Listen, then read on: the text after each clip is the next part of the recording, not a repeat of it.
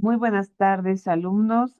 Soy la doctora Amanda Torres y hoy vamos a tocar el tema de historia de la cirugía.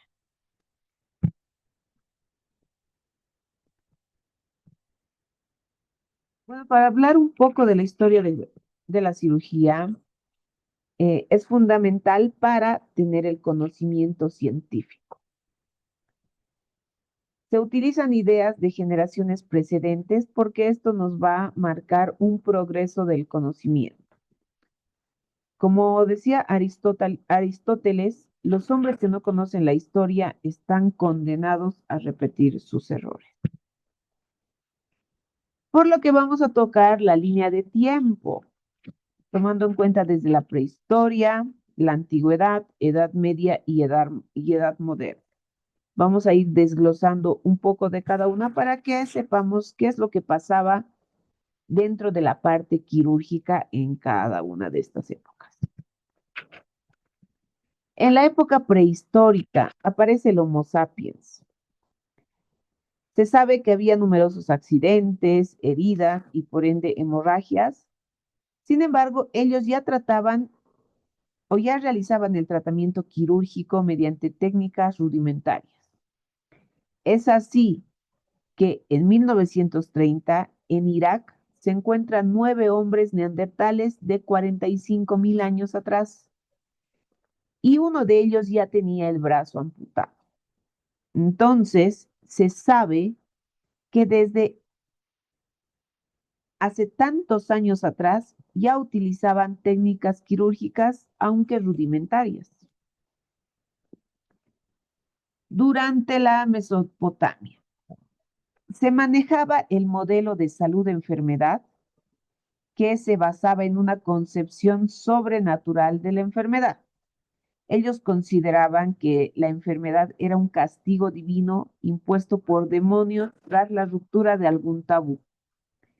Se encuentran cerca de 3.000 tablillas. De esas 3.000 tablillas, 800 eran sobre temas médicos. Además, ellos empleaban las técnicas adivinatorias, que estaban íntimamente ligadas al sacerdocio, quedando la cirugía relegada a una segunda categoría. ¿Por qué? Porque ellos, como primer punto, siempre consideraban que la enfermedad era un castigo divino.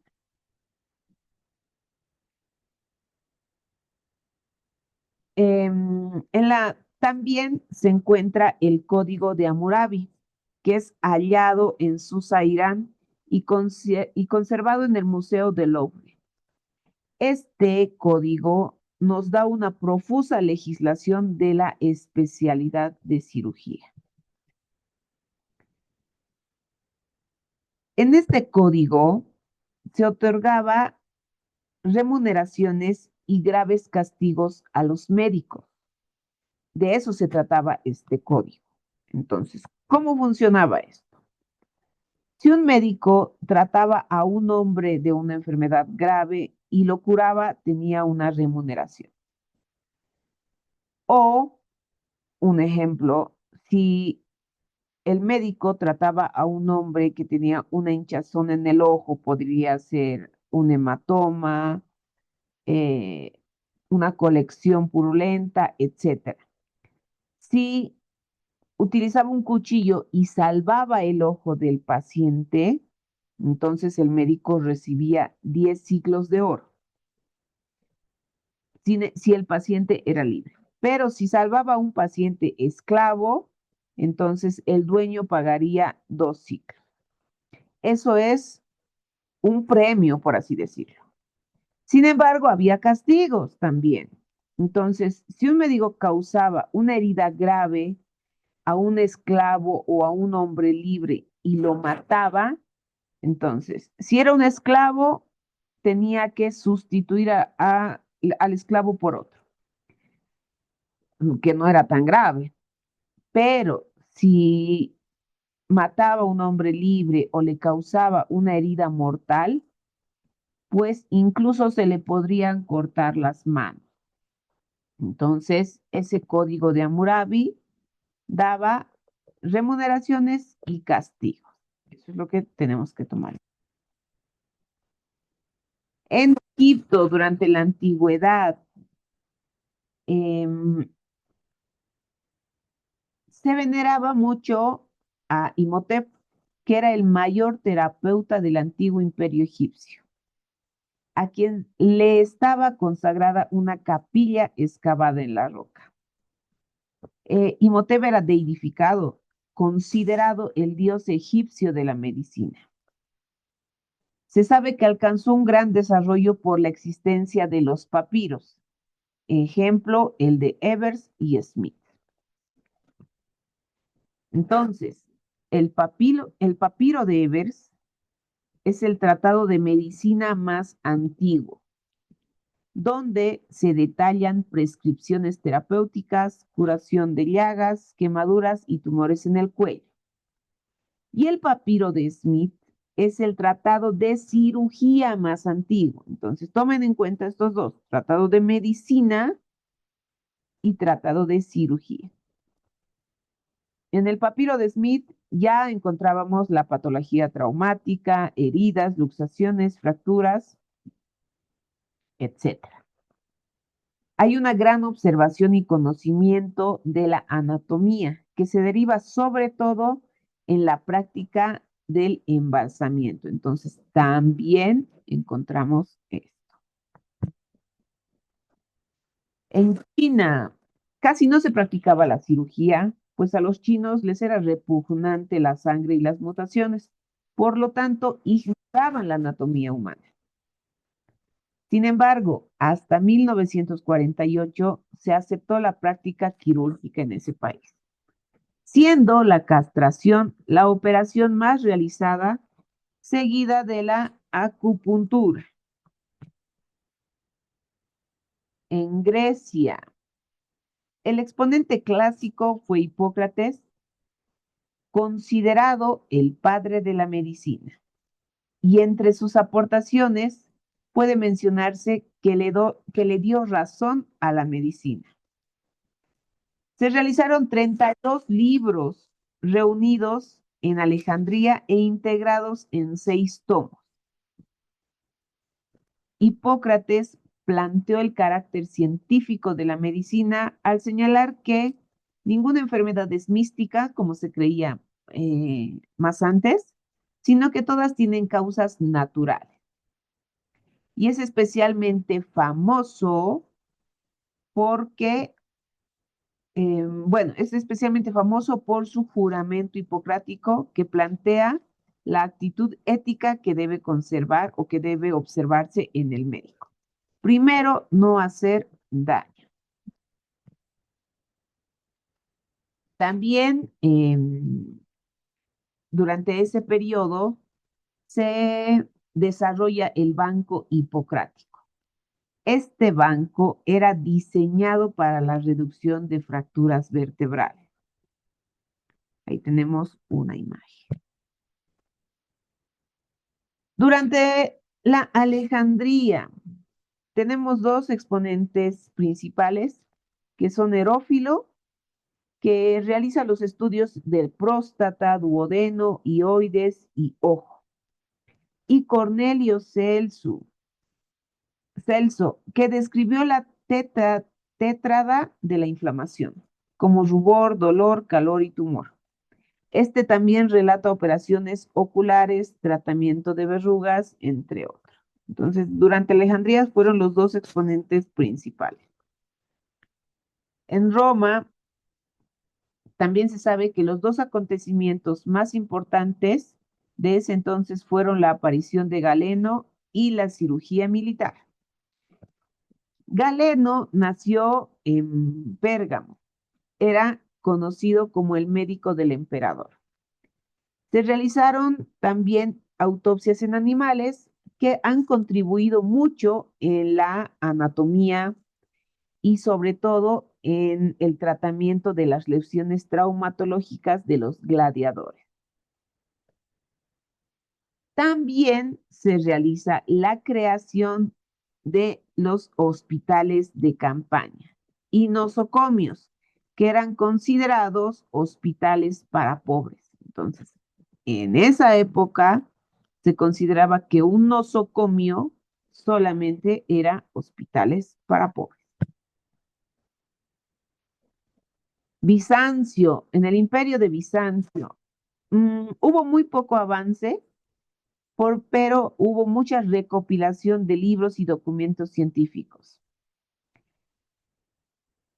Pablo de Egina, entre el año 600 y 625, realiza 7 tomos médicos, siendo el sexto el tomo de cirugía. Es por eso que fue considerado el padre de la cirugía en el imperio de Bizancio. En la América precolombina, bueno, en este periodo se se practicaba la trepanación por todo el continente americano. ¿Qué es la trepanación? Como se ve aquí, es la perforación del cráneo. Eso es considerado como la trepanación. Por lo que ya al poder realizar este tipo de procedimiento, hubo un mayor desarrollo de la cirugía en civilizaciones azteca e inca. También se pudo tener más información sobre la reducción de fracturas que se inmovilizaban con la raíz de Sasalis. Esa raíz de Sasalis era más o menos lo que utilizaban en vez del enyesado actual. Bueno, no había el enyesado que ahora lo conocemos, entonces simplemente utilizaban la raíz de Sasalis. También realizaban suturas con cabellos y utilizaban analgésicos y narcóticos por el dolor que causaba, ¿no? La curación de las heridas, la reducción de las amputaciones, las suturas, entonces les causaban dolor a los pacientes, entonces utilizaban analgésicos y narcóticos como por ejemplo el peyote. Durante la Edad Media, ya hubieron pocos avances, incluso se puede decir que hubo un retroceso, porque prácticamente no hubo actividad quirúrgica o mejores técnicas en la parte quirúrgica. Esto se debía a que la iglesia prohibía la disección de cadáveres, lo que afortunadamente terminó en 1480. Y la cirugía se consideraba una práctica bárbara condenada por la iglesia. Es por eso que la iglesia ha sido un impedimento para el avance en la parte quirúrgica. La iglesia consideraba todavía que era un castigo divino y su curación se fundaba en el arrepentimiento y la penitencia. Entonces, la voluntad de Dios estaba por encima de la habilidad del cirujano, según la iglesia. Es por eso que no hubo mucho avance durante esa época. En el Renacimiento, Andrés Vesalio, que fue el primer médico que disecó cadáveres humanos, dándonos información sobre la anatomía descriptiva humana. Esto en De Humanis Corporis Fabrica. Entonces, él fue un gran aporte para la anatomía descriptiva humana. Ambrosio Pare es el padre de la cirugía moderna. Era un cirujano militar. Él ya realizaba ligadura vascular en amputaciones, para algunos vendajes y en algunas prótesis. También sustituye el hierro candente para cauterizar heridas. Entonces, como antes, ejemplo, había alguna amputación de alguna extremidad y esa extremidad no paraba de sangrar, a lo que se recurría era al hierro candente. Entonces, como era muy caliente, eso eh, realizaba, o bueno, eso funcionaba como para cauterizar los vasos. Entonces paraban de sangrar. Pero esto ya se sustituyó También era considerado Ambrosio Pare como cirujano de rey. En la Edad Moderna se funda el Colegio de Cirujanos en el Reino Británico. Y John Hunter, considerado como bueno, no considerado, fue un cirujano científico, realizó cirugía experimental en animales. Sostenía que no se debe especular con la hipótesis, sino probarlas o refutarlas mediante la experimentación. Entonces, al realizar la cirugía en animales, él ya podía probar algunas teorías o refutarlas siempre y cuando sean mediante experimentación. También se desarrolló mejores técnicas en el vendaje y se describió algunas otras estructuras anatómicas. En el siglo XX ya se aplicaba con éxito el éter como anestésico. Entonces tomamos en cuenta que el éter fue uno de los primeros anestésicos que se utilizaba. También este se utilizaba en partos y luego se utilizó cloroformo como anestésico. Hubo algunos adelantos en antisepsia y asepsia al observar que el lavado de manos antes de atender los partos daba buenos beneficios.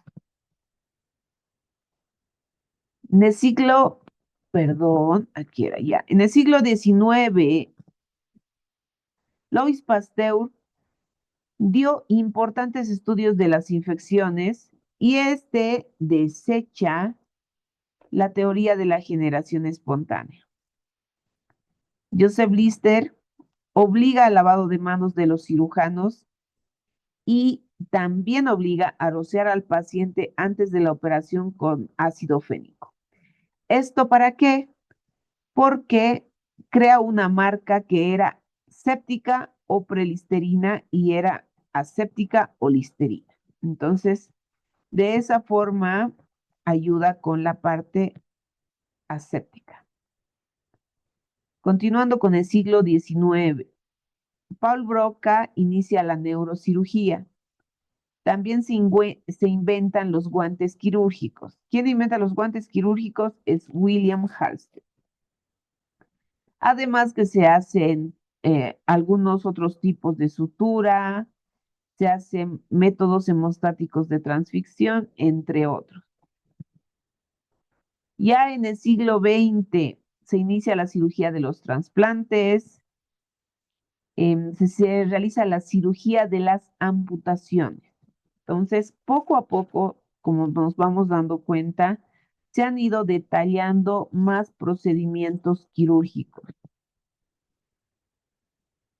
También tenemos otros personajes importantes que han dado su aporte a la medicina, como por ejemplo Eduardo Bassini, que realiza la herniorrafia inguinal, Pablo Mirici, que detalla la patología de litiasis vesicular, se realiza el primer trasplante renal y el primer trasplante de corazón. En la actualidad, se sabe que la cirugía más realizada es la cirugía laparoscópica. Es así que la primera cirugía de colecistectomía laparoscópica, la extracción de la vesícula biliar, es realizada por Moore en 1985. Y la primera apendicectomía laparoscópica es realizada por Kurtzem en 1987. También tenemos al alcance la cirugía endoscópica, la cirugía mínimamente invasiva. La cirugía laparoscópica es considerada una cirugía mínimamente invasiva. Sin embargo, también hay otra que se llama cirugía del monopuerto. Quiere decir que a través del ombligo se coloca un dispositivo donde pueden ingresar todas las pinzas para poder realizar la cirugía por ese único puerto, ya que en la cirugía laparoscópica tenemos 3 o 4 orificios, o bueno, incisiones para que ingresen los puertos laparoscópicos. Entonces, cada vez se trata de realizar menos incisiones para la cirugía.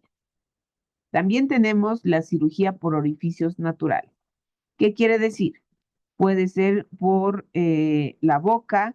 Acá, en esta cirugía, es un ejemplo que se realiza una operación a través de la vagina, introduciendo un material hasta que llegue a la vesícula biliar. Entonces, en esta paciente no va a tener ninguna incisión. Por eso es llamada como cirugía por orificios naturales. El material obviamente es más delicado, muchísimo más caro, es por eso que casi no se realiza frecuentemente, pero es muy buena opción para aquellas personas que no desean tener ninguna cicatriz. Poco a poco en los avances también tenemos la cirugía robótica. Entonces, la cirugía robótica es que un equipo va a realizar la cirugía, sin embargo, hay alguien que lo va a estar manipulando. Alguien va a estar manipulando al robot, por así decirlo, pero es este que va a realizar la cirugía. También vamos a tener, bueno, hay en otros países, en el nuestro no, la telecirugía. La telecirugía quiere decir que tenemos un equipo, como hace rato, que va a poder realizar el procedimiento y como no va a haber un médico, un cirujano cercano, este lo puede realizar a distancia. Entonces, a distancia va a poder operar al paciente. Esto se puede realizar en algunos lugares donde no pueda tener acceso la población a un cirujano presencial, pero con este equipo lo puede realizar a distancia. Ese es el tema de historia de la cirugía. Sé que es un poco largo y bueno, son muchas cosas para retener. Entonces, tomen en cuenta lo más importante. Muy buenas tardes. Hasta luego.